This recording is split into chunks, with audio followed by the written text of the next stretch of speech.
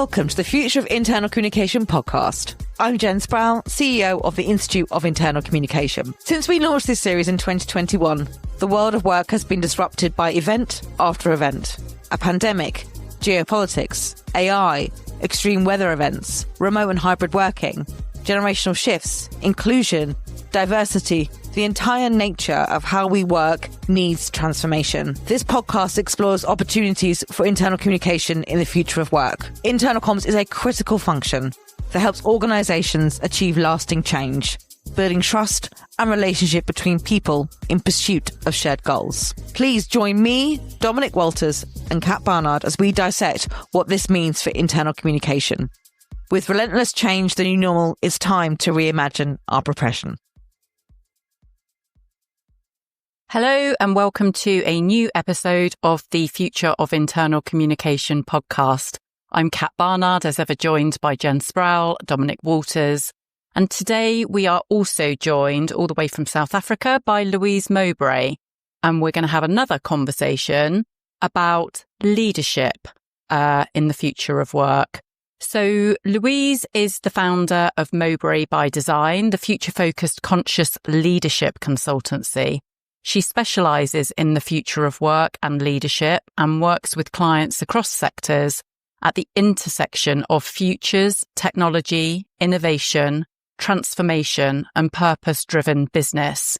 She's a leadership advisor, coach, strategist and futurist, and the author of a really good book that I totally recommend if you are that way inclined. It's called Relevant, Future-Focused Leadership. She's co-authored another book called Uncertainty, Making Sense of the World for Better, Bolder Outcomes.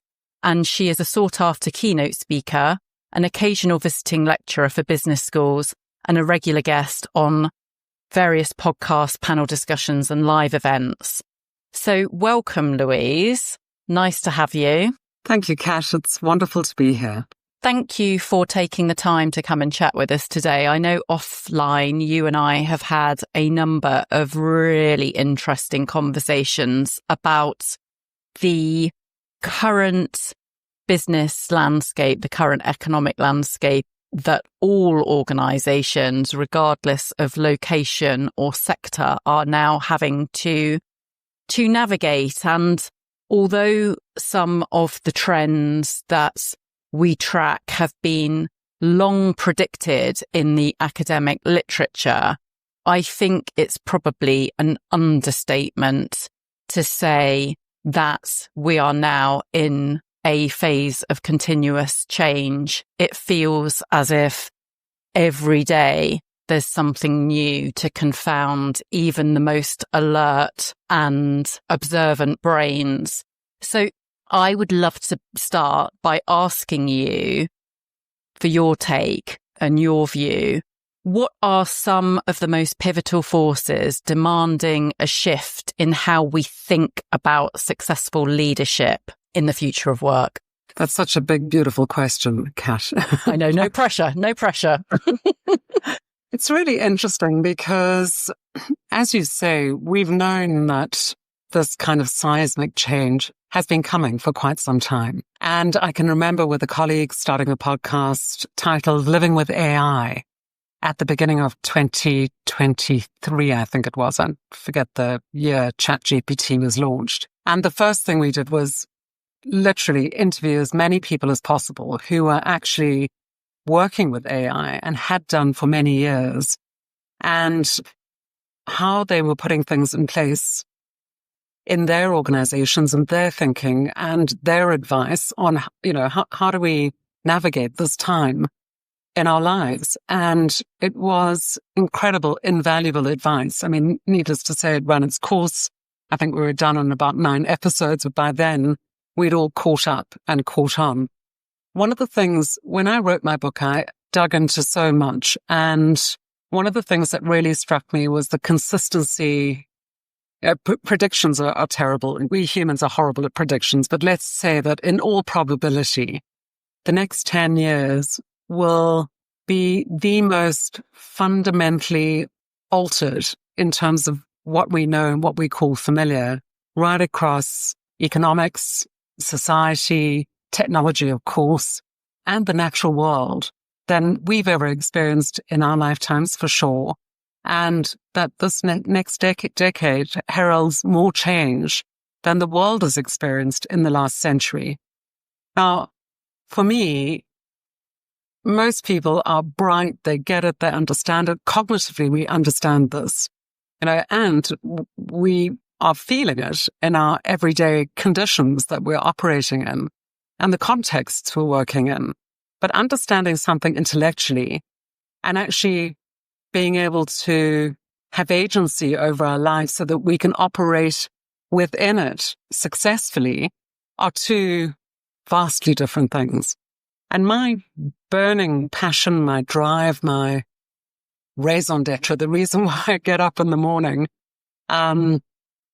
certainly has been for quite some years to prepare people for not only what's to come, but where we are. We have so much agency over our lives, over the future. In fact, we're the ones creating it. And I think just giving ourselves that permission or that honest appraisal at what we actually do have agency over and what we don't, and then taking action on it so that we create the future that we want, I think sometimes is missing. And one of the most important reasons why it's missing is that we're living in an age where truth and trust are blurred. Yeah. I mean, it's very hard to find truth, and therefore we don't trust. And if we think about the work that has been done in labs around the world, around the behavioral science and social sciences used to create algorithms that nudge us in certain directions, I mean, they are well and truly mature. Yeah. Let's put it that way. And the tricky thing at the moment is that we are living in the age of distraction. Yeah. The war is being waged on our attention. And we've known this too for some time. Yeah. And as I keep going back to this, it's one thing to understand something intelligently, cognitively. We can wrap our heads around that. And yet it's all too easy to get caught up in the noise of what's going on. So it makes decision-making really tricky. And it makes actually having some space between where we are and what's going on so that we can make the types of decisions that we need to in business today. So, I mean, there are a lot of defense mechanisms we have for these types of things. A lot of people throw themselves into more work, more busyness. It's almost a dis-ease of busyness. Yeah. And I remember when I first started working, I worked for the Financial Times Group in London. Of course, in those days, you came in, you sat at your desk, half an hour earlier than your boss, and you read the paper. As long as you looked busy, yeah, all was good. And I think it's very easy to bury ourselves in just taking on more work, being incredibly busy, so we don't have to think about anything else because we don't know what to do with it. I mean, the beautiful thing about the future is that we don't know what it's going to be. And the beauty lies in the fact that we get to create it. And I think sometimes we forget that that's where our agency lies. I think you raise some really fascinating points. For me, some reflections in response. I agree entirely. It's tragedy really, isn't it? That there have been people blowing the whistle on attention and attention manipulation for the last decade. We are aware of it, but we don't do enough about it. I think there's some really interesting dynamics at play. I think we're living through an era where the culture is really performative, where we probably overestimate the importance of being seen to be busy. And we had Megan Wrights and John Higgins on the podcast earlier this year, and they had written their white paper on spaciousness. And as you were talking before, it reminded me of a book that I read a couple of years ago by Jenny Odell, who is an American writer. She wrote a book called How to Do Nothing, which was quite a dense read, but very, very interesting. And in the book, she had mentioned a scenario where a young woman, I think it was working for one of the big four consultancies. It was named in the book, but I won't name it here. And she was in the reception area and she was doing nothing. And it was really confounding people. Like, what was she doing there? Why was she there? Why was she just loitering, not seeming to do anything? And eventually somebody from HR was sent to ask her what she was doing. And she said, I'm thinking. And they literally did not know what to do with that. So isn't it interesting that the literature tells us that in order to successfully navigate the coming decade, the future of work, the trends disrupting work, however we want to phrase it, that we need to be very conscious, we need to be present, we need to take time to reflect and think through what is in front of us. But the culture doesn't reward us for it. And a fear response is to just get busy and just do and react. Lizard brain responsiveness. And I know that you and I have talked about conscious leadership offline. It's such an interesting time to be reflecting on what we need now, because to your exact point, we get the future that we deliberately design or manifest for ourselves. And yet the culture, the situational circumstance in which we find ourselves lends itself brilliantly to just kind of lizard brain responsiveness and thoughtlessness, if that is not too bold a word. Yeah, it's interesting. Whenever I think about the future, and by the way, when I talk about the future, it's not some lofty place out there. The future is now, because we're creating it in this moment, right? So whenever I think about the future, we can either get involved because it's ours and we're going to have to live it, or we can sit on the sidelines like accidental tourists or critics, commentators, remarking on, what a terrible job everybody's doing.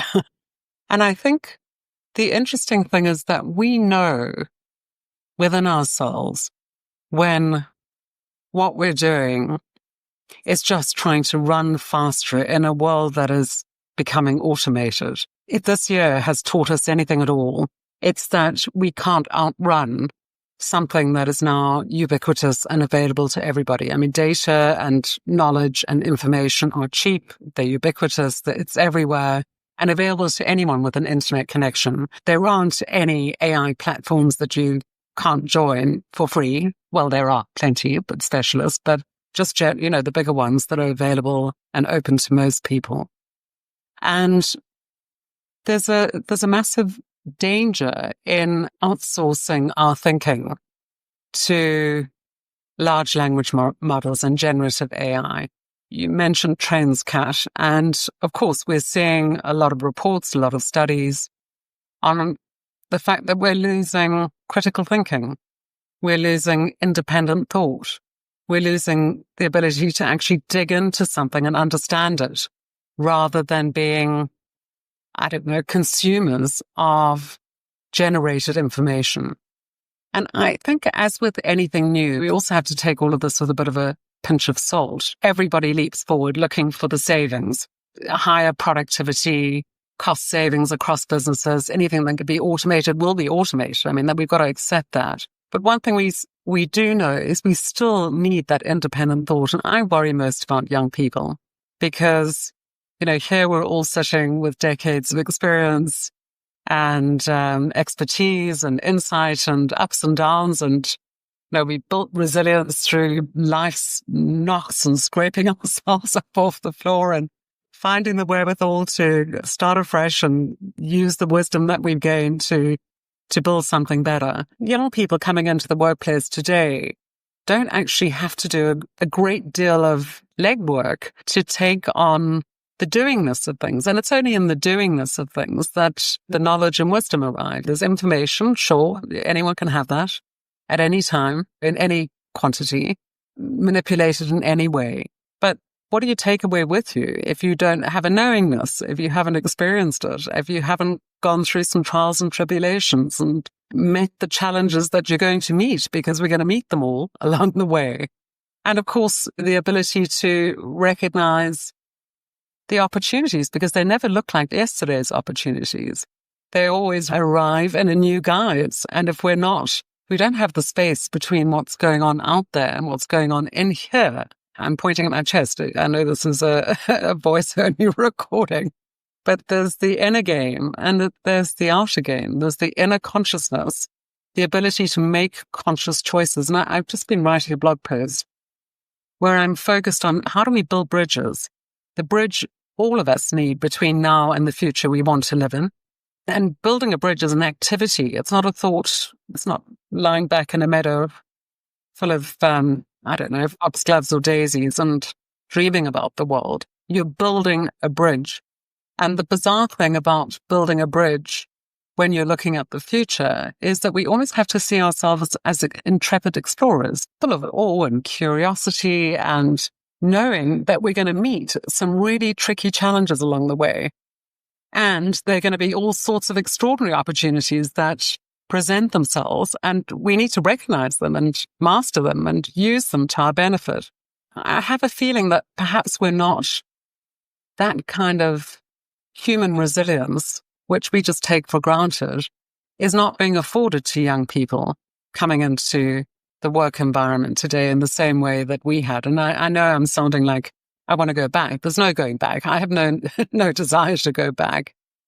But somehow we also need to build the rich experience of life into things and not try and eradicate it from every single one of our processes and operationally how we do business. And I think that's really important for all of us, all concerned. And it's only with that experience that wisdom arises and we're able to determine which direction is worth investing in and which one is worth discarding.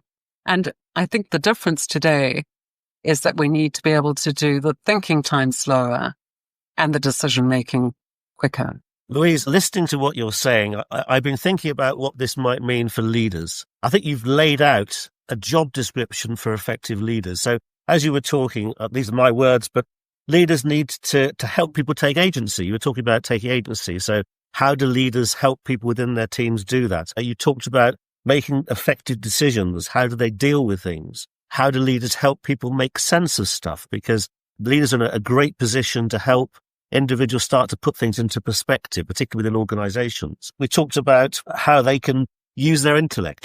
People have an intellectual understanding of what's happening. Often they need help to process that intellectual understanding and apply it. And I think above all else, you were talking about trust. And you said that we live in a world where trust is declining. I think it is. I think we all agree with that.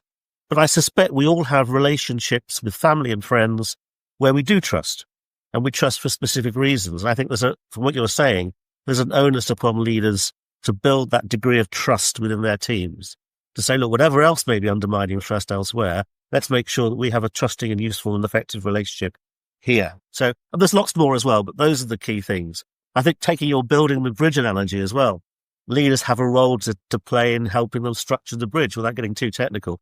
Become the Thomas Telford of people's future. How about that as a way forward for leaders?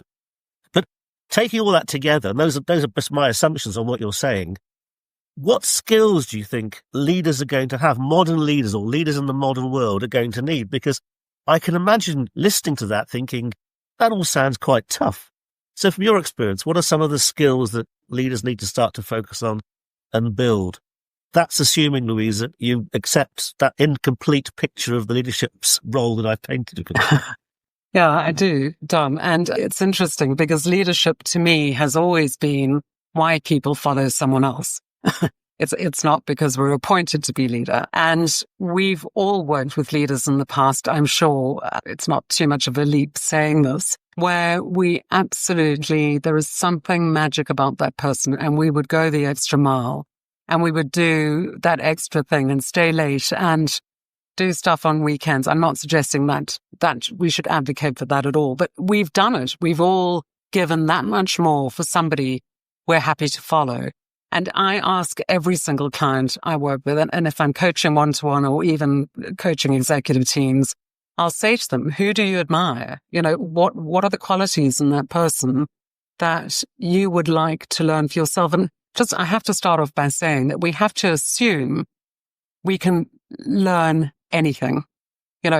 Curiosity may not be your natural way of approaching life. It may not be a trait that you lead with currently. However, you can always develop it to a better degree than you have it. So we just have to assume that we can learn anything and give it a bash. But when we talk to leaders, we're so busy telling them about how they should lead. I think it's got to start with the self. I think leaders need to take a step back and actually start with self. Because if we are the things that we're wanting our people to emulate or aspire to or grow into, the best way to do that is to show it, not tell it. And it's in our small actions and behaviors every single day. It's how we deal with a crisis. It's how we deal with the good times and bad. Are we that trusted person, that advisor that people naturally gravitate towards, even from other teams, other companies, colleagues in the industry? Is that something that happens? And often when I start, let's say, working with a client on an individual basis, coaching one-to-one, I say, well, let's measure something you can't directly impact. And often it's the simple thing of how often do you get headhunted for a role that actually you would consider doing at the moment? And what if we set a target, which you cannot directly impact, as a measure of what you're doing actually is working? In other words, people are talking about you because you are known to be that thing once a month, for example, or once every 6 weeks, or whatever the case may be, depending on the person. And it's really interesting how when we get into the work of building our own self-knowledge and trusting ourselves first and foremost, and being much more inquiry-led than direction-led, it rubs off on everybody around us. And in my book, and I call this future-focused leadership, it's just one of many aspects. I think I wrote about 22 skills, traits, and competencies that I believe leaders absolutely need to develop for themselves, bearing in mind that we've got to assume that we can learn anything to a degree better than what we've got today. And then there are some not harder skills. They're not difficult, but they are perhaps more academic-based skills. Skills are such a bizarre thing. Skill is something that you do it again and again, and eventually you're great at it, like a handstand or a cartwheel. I mean, it's really not tricky a skill. You can just simply keep doing it and getting better at it, and you'll be okay.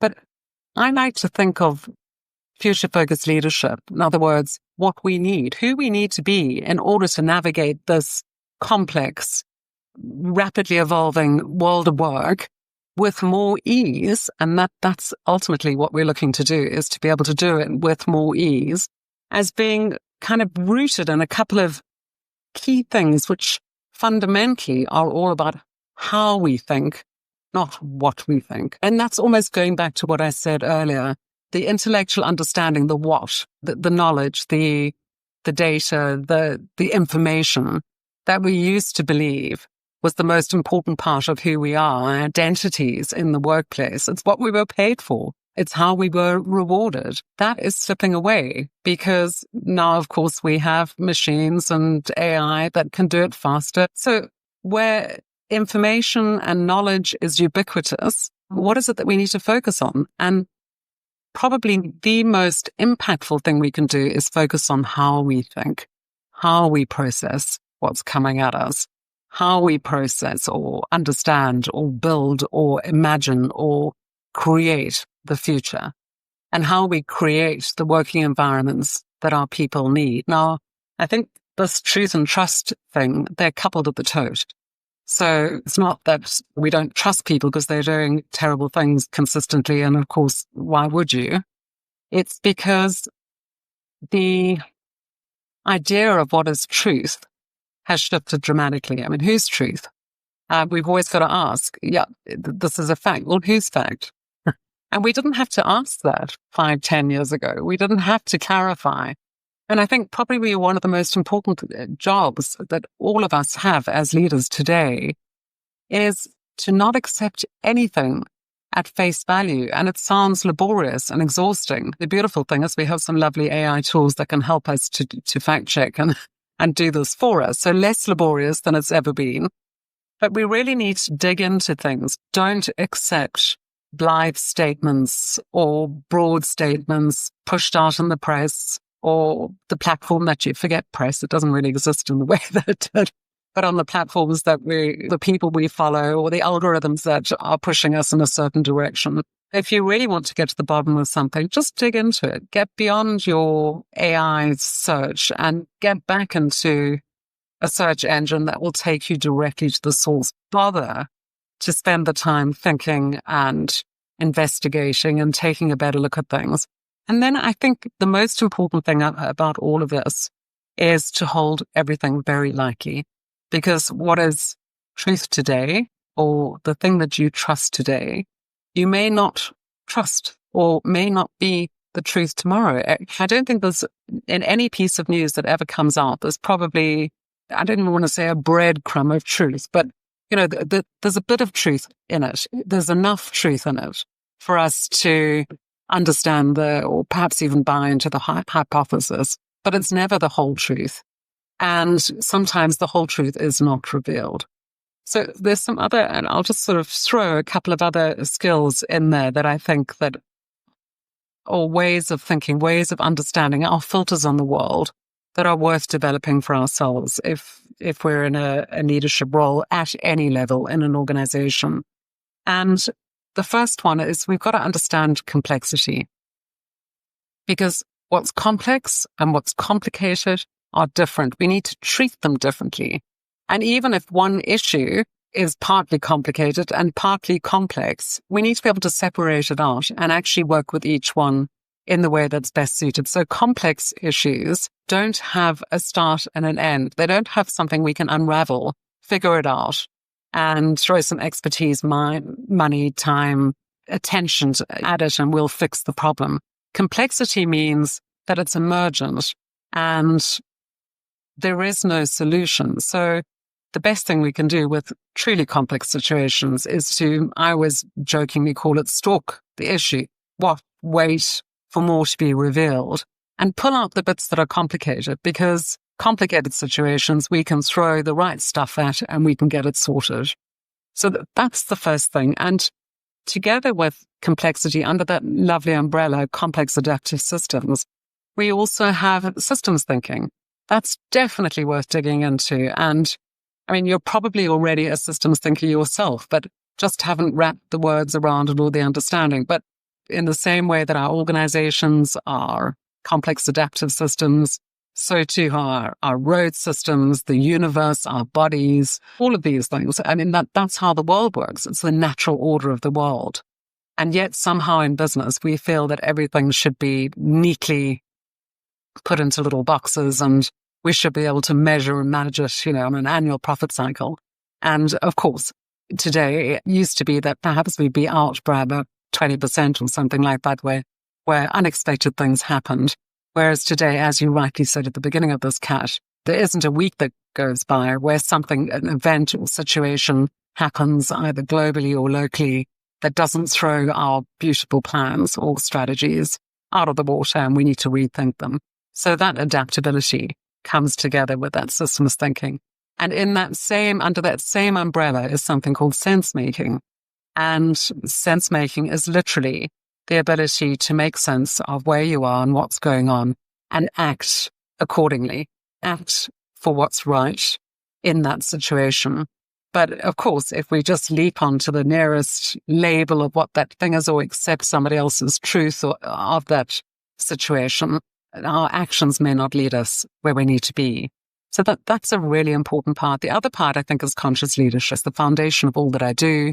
I studied conscious leadership in 2010 or 2011, I think.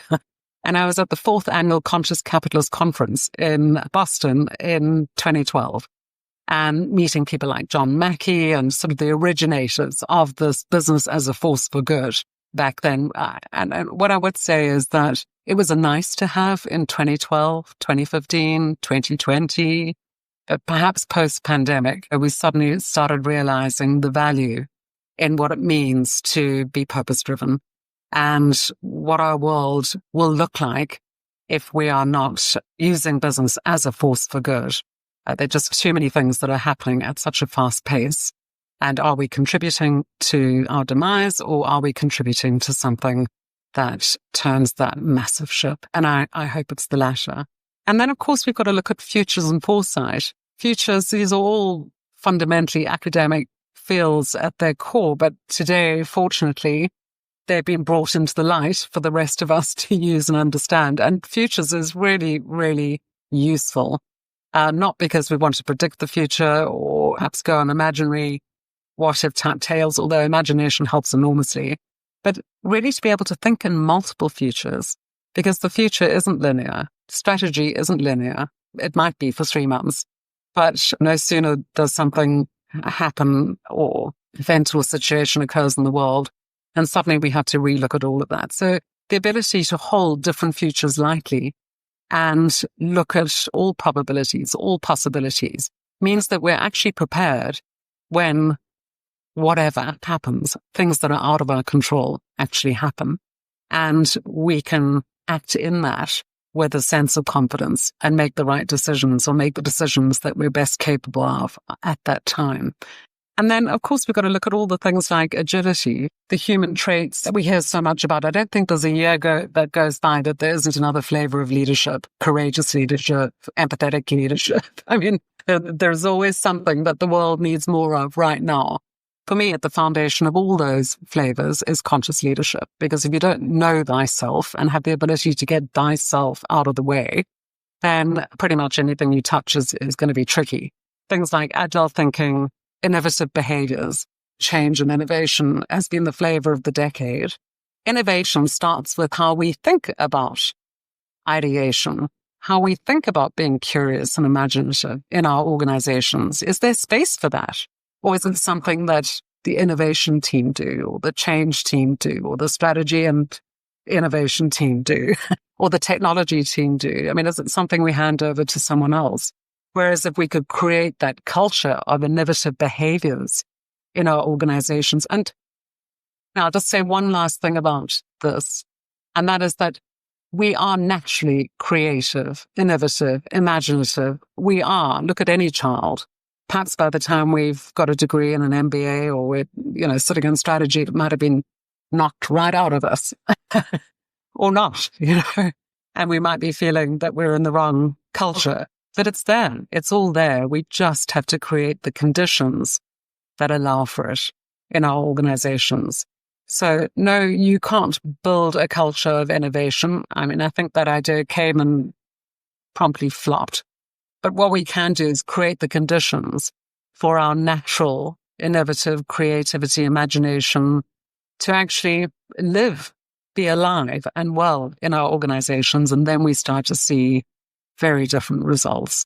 Louise, I'm going to pass over. Thank you for that. I'm going to pass over to Jen. Just 1 second, but I'd like to highlight just a few things that you said that we've heard in previous podcasts, which is starting to build up a picture of what future leadership may look like, or what it looks like now, in fact, as you say. This one about sense making, I'm fascinated by that.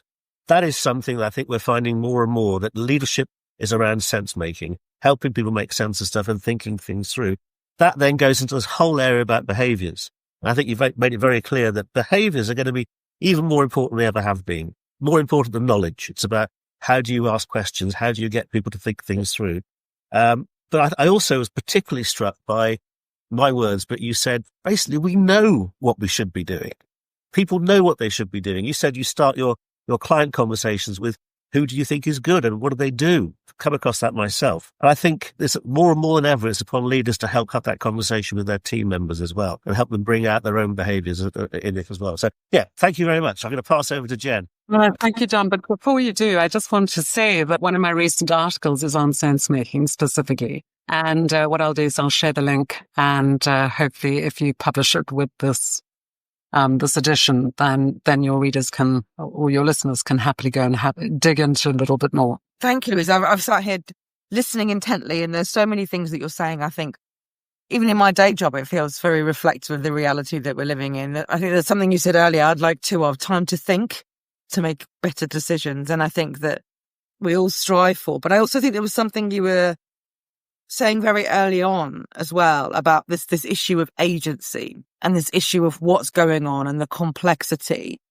and how we deal with that. And I worry if the workforce feels that everything is being done to them, not being done with them. So therefore they don't feel that sense of agency. So, and are we in a point now where we're in a panic where leaders are focusing on too much on speaking, not enough on listening, or not enough on that dialogue that creates those conditions you talk about? And I think that does feel like at the moment we've lost control. Things are being done to us, but we can take control. We can be part of it. But how can the leader communication relationship drive that sense of agency, empowerment, innovation, conditions, help with the sense making, help be that something that you talked about earlier, where they are somebody that people want to follow? So in terms of all that conscious leadership that you talk about, and where we're going, and the fact that we need to stalk complexity but solve the complicated, isn't it, in that regard? How can leaders really think about what does effective communication look like in that successful leadership space that we're moving into? How can they position themselves to be somebody people want to follow, and somebody that connects rather than speaks at, and builds those conditions you talk about that allow our natural abilities in all of our workforce to flourish? Yeah, such a good question, Jen. Thank you. And kind of just going to loop back to something I often say, which always gets a laugh when I'm delivering a keynote, which is know thyself, and then get thyself, meaning your ego, our ego, my ego, out of the way. And the point of that, and actually I usually say the hell out of the way, because the whole point of that is that if we are operating through ego, which is fundamentally fueled by insecurity or not feeling good enough or feeling the need to show leader, be leader, or perhaps we're under pressure ourselves, and that's our kind of default back to that mode, which is not massively conscious. We're not making conscious decisions in the moment. Then that's what's going to come through. So, and therefore lack of trust and all the other ills that come with unconscious leadership. So I think for me, it's the simplest thing on the planet. It's not complicated. We don't need a degree for this stuff. It's very simple. You know, the greatest gift you can give another human being is to make them feel heard. Yeah. So actually listen to.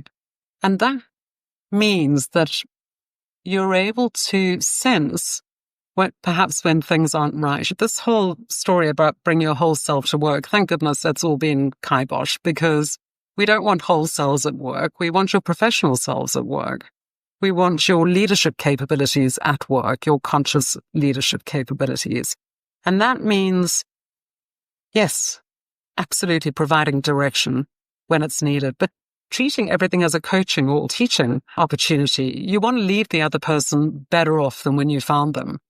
And the reason why people come to work in the first place is to learn and earn. You know, as long as you're paying people enough money so they're not thinking about money, it's off the table, and they're thinking about the work, then that's the money sorted. It needs to be fair. People only think about money when it's not fair. So assuming you've got that right and that's off the table, then people are thinking about what they're going to learn, how they can use this to solve into whatever issue they're dealing with at the moment, or find a better way of doing it. If they can't come to you and ask questions where you either say, I don't know, that's a great area of inquiry. You go and do the project, let's have a look. Or you can give them some direction, but with the types of explanations that need you as leader to ask enough questions to know how to frame that for the other person. So one of the biggest challenges we all face is how do we frame what's going on in the world for ourselves so that we get it? And unless we get it, we can't give it. So always, I keep coming back to self. We have to develop that within ourselves in order to be able to be of any value or use to any other human being. And I would say that people who resort to literally giving direction, focusing purely on productivity, talking way more than listening, or even asking any, questions that show that they are remotely interested. Everybody can play the game of leader and reportee, but it doesn't mean a damn thing. That game just doesn't last long. It doesn't hold out under challenges and stressful times and difficulties. Things tend to fall apart. So just go back to what it is that you know that you appreciate when you're learning and growing through somebody else. And that is that they listen intently. I call it deep listening. And they ask loads of questions. But you will only ever know what question to ask if you've listened deeply in the first place. So be curious. You don't have to take on everybody's issues and problems. You're not some sort of columnist where everybody's writing in with their problems on a weekly basis that you have to solve. Not at all. But actually care. I think that's what it is. That's the thing that breeds trust. And say when you don't know, for goodness sakes. Applaud people who ask questions beyond what you've thought of, because they will help you to grow. Love that. And I think that, again, that theme of listening, but I just like that word you use, care. I think that's what, if we look at that with employees, it's that sense of care. And I think that deep listening and the asking questions and the curiosity and the connection is something that we're seeing as a really, really strong theme. And I think that sometimes when we feel under pressure, we feel like we just need to give an answer rather than ask a question. So how do we reframe that balance in ourselves to take that breath? And I also think, what you said earlier is really important for people to remember, particularly in larger organizations, leaders can become so far detached from what's going on in certain parts of the business, and they don't have that time for all of that. I think if I look at what's going on and the things that we're seeing from the workforce, as well as they want to know how they can develop, they want to move forward, they want to feel that safe, and they want to have those skills. So if we're not focusing in on how, and development there's lots of ways of development, but every conversation is a development opportunity. And that helps people then take agency again to then do those things. So I think those things are really an important interconnected relationship, shall I say. Me and Dom throw the baton now at this point, and I throw back to Dom, who always helps to wrap up this podcast. Okay, baton caught. Thanks, Jen. Thanks, Louise. Conscious of time, so let me ask a question to bring us into land, if I can mix my metaphors. We've covered a huge amount of fantastic stuff about leadership. And I'm thinking about many of our listeners obviously are internal communication practitioners. So to bring us into land, Louise, and it's this tough question. We started with a tough question. We're going to finish with, I suppose. What are the three key things that you think internal communicators can do to help their senior colleagues do the stuff we've just been talking about and improve their communication skills? Now, that's a massive question, but what are the key three things you think they can do? Yeah, the first thing that popped into my mind is read the room. There's no point in dishing up a whole lot of guidelines and instructions if you haven't got a finger on the pulse of what's actually going on. I'm going to try and keep it short and sweet. That's tricky. The second is ask loads of questions. Ask questions that haven't been asked. And the only way you can do that is by reading the room. It's all connected. And then the third is stop dishing up slop.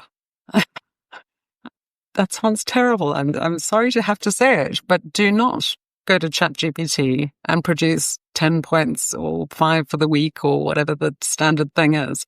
Actually think about what the pressures that people are under and what causes them to perhaps not communicate in a way that would help them and people in their teams and the organization you all serve.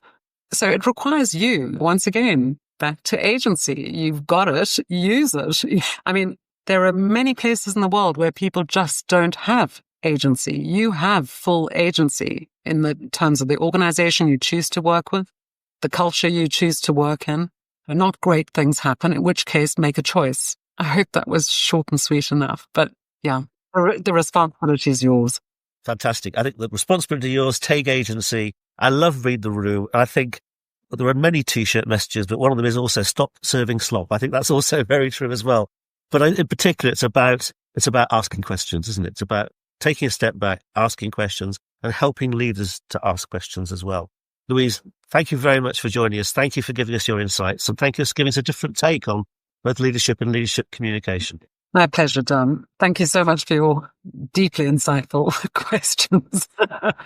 And just to finish off, just to share with listeners, there will be some show notes at the end of this conversation linking to some of the articles that Louise has written on some of the topics that have been discussed today, and also a link to her website and her book, because this is really, really, really important stuff. And so the more that you as proactive learners listening in can do to enhance your thinking, the better we all become. So Louise, thank you. Thank you so much for joining us today. My pleasure, Kat. And thanks, Jen. Thanks to you too. Thank you. Lovely. Thank you very much. Thanks for listening today. If you like what you've heard, please like and follow us wherever you access your podcasts.